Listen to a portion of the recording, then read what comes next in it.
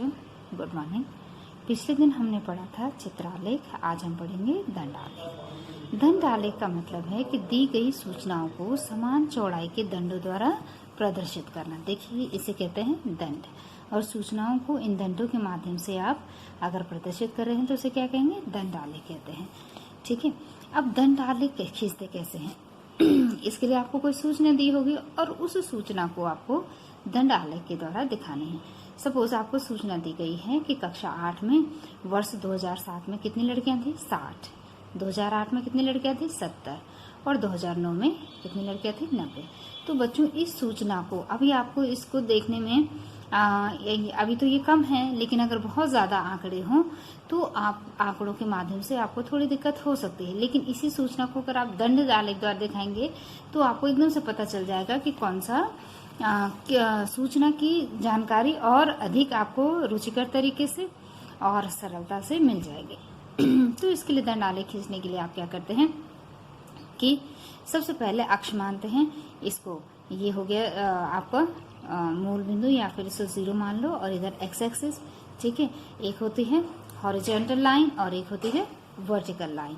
इसे कहते हैं पड़ी रेखा और इसे कहते हैं खड़ी रेखा। ठीक है, horizontal and vertical line. Horizontal line को आप मानते हैं एक्स एक्सिस और वर्टिकल लाइन को मानते हैं वाई एक्सिस। इन दो एक सूचना को बच्चों आपको एक्स एक्सिस की तरफ दिखाना है और दूसरी सूचना को आपको वाई अक्ष की तरफ दिखाना है। एक को एक्स अक्ष पे दिखाना है, दूसरे को वाई अक्ष पे दिखाना है।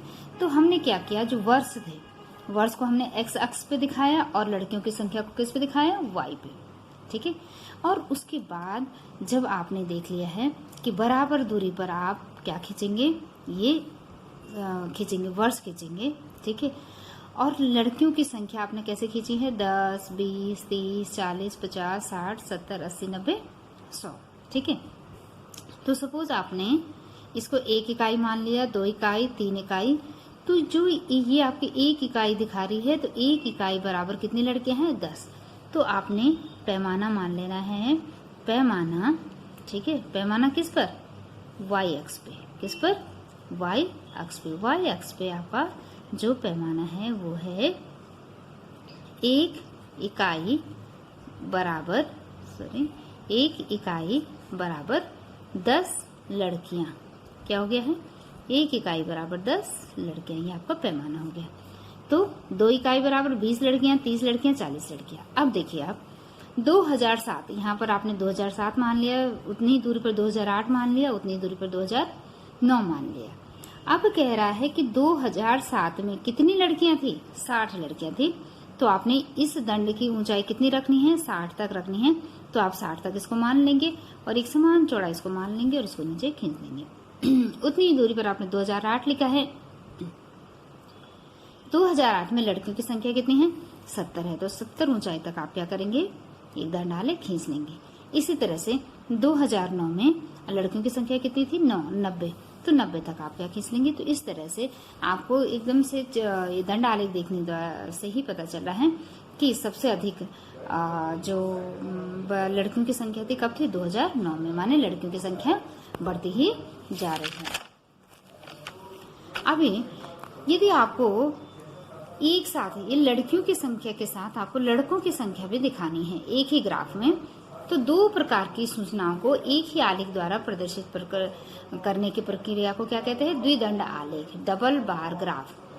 कि आपको एक ही ग्राफ में क्या दिखाने हैं? 2 सूचनाएं दिखानी है। पहले लड़कियों की संख्या भी दिखानी है और फिर लड़कों की संख्या भी दिखानी है। ठीक है, तो और इससे क्या आसानी होती है कि आप एक ही ग्राफ में 2 सूचनाएं दिखा सकते हैं और दोनों सूचनाओं की तुलना कर सकते हैं। तो अब हम वही करेंगे। एक तरफ क्या खींचेंगे?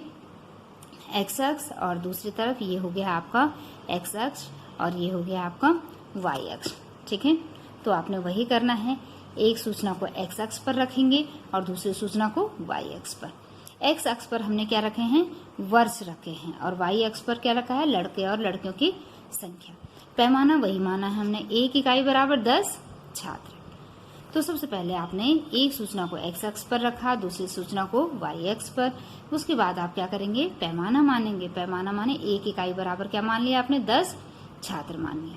उसके बाद बच्चों आप खींचना शुरू करेंगे समान दूरी पर आपने 2007, 2008 और 2009 मान लिया है। अब आप लड़कियों की जो संख्या है उसको नीले कलर से दिखा रहे हैं और लड़कों की संख्या को लाल रंग से दिखा रहे हैं। ये आपने अवश्य करना है। दोनों सूचनाओं को आप क्या दिखाएंगे, अलग अलग रंग से दिखाएंगे। ठीक है, तो ये लड़कियों की संख्या है। अब यहाँ पे देखिए लड़कियां कितनी थी, 2007 में लड़कियां कितनी थी, 60 थी। तो 2007 में लड़कियां 60 थी, तो हम कहाँ तक ले गए इसको, 60 तक ले गए। और लड़कों की संख्या 2007 में कितनी थी, 80 थी। तो हमने उसी के नजदीक एक दूसरा उतनी ही चौड़ाई का इसके लिए यूज करेंगे। आप लोग हाथ से नहीं, बिल्कुल नहीं खींचेंगे। कई सारे बच्चों ने पिछले दिन हाथ से खींचा है, तो स्केल यूज करना है। और कहाँ तक ले जाएंगे इसको, 80 तक। तो आप देख रहे हैं कि 2007 में लड़कियों की संख्या 60 थी, लड़कों की संख्या कितनी थी, 80 थी। फिर उसी तरह से 2008 में लड़कियों की संख्या 70 थी और लड़कों की संख्या भी 70 थी। तो ये देखिए हमने कितनी ऊंचाई तक ले गए इसको, 70 तक ले गए। फिर 2009 में लड़कियों की संख्या थी कितनी, 90 थी और लड़कों की संख्या क्या थी, 80 थी। तो इससे कम हो गया। तो इस तरह से बच्चों आपने ध्यान रखना है, अलग अलग रंग का इस्तेमाल करेंगे। लड़कियों के लिए अलग रंग, लड़कों, ये 2 सूचना है, ऐसा नहीं हर क्वेश्चन में लड़का लड़की ही आएगा। 2, एक पहली सूचना को एक रंग से और दूसरी सूचना को।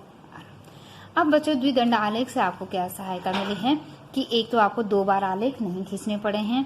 आपकी तुलनात्मक अध्ययन हो गया है कि आप देख रहे हैं कि लड़कियों की संख्या लगातार बढ़ रही है, लड़कों की संख्या 2007 में बढ़ी, फिर घटी और फिर थोड़ी बढ़ गई। तो इस तरह से तुलनात्मक अध्ययन में हमें क्या मिल गई है, सहायता मिल गई है कि आप एक ही ग्राफ से 2 सूचनाओं का अध्ययन आसानी से कर सकते हैं। तो इसमें मैंने चरण भी लिखे हैं, कैसे हुआ ये, एक्स अक्ष और वाई अक्ष पर खींचेंगे। सबसे पहले क्या करेंगे, एक्स अक्ष और वाई अक्ष खींचेंगे, सुविधाजनक पैमाना मानेंगे, लड़के और लड़कियों की संख्या को अलग अलग दंडों से दर्शाएंगे और आंकड़ों के दंडों के युग्म के रूप में निरूपित करेंगे। यहाँ पर बच्चों आपको ये होमवर्क दिया है कि 2 दुकानदार हैं, उनका जो लाभ है वो लाख रुपए में दिखा रखा है कि माह जनवरी, फरवरी, मार्च, अप्रैल। तो आप एक तरफ से दंडालेख में क्या दिखाएंगे, एक्स अक्ष पर जनवरी, फरवरी, मार्च, अप्रैल दिखाएंगे और वाई अक्ष पर आप क्या दिखाएंगे, 1, 2, 3, 4, 5, 6 या 2, 4, 6 करके 2, 4, 6, 8, 10, 12 मान लेंगे। ठीक है, तो पैमाना हो जाएगा 1 इकाई बराबर, ये जो लाभ है ये है लाख रुपए में। किसमें है ये, लाख रुपए में। तो आप इस तरह से 2, 4, तो आपका पैमाना हो जाएगा 1 इकाई बराबर 2 लाख रुपए। तो इस तरह से आप खींच लेंगे 2, 4, 6, 8, 10, 12, 14। ठीक है, 12, 14, 16। तो 15 कहाँ पे आएगा, 14 और 16 के बीच में 15 आ जाएगा। तो इस तरह से आपने इसका बहुत अच्छी तरह से सफाई से क्या खींचना है, दंडालेख, डबल बार ग्राफ खींचना है, द्विदंड आलेख खींचना है। ठीक है।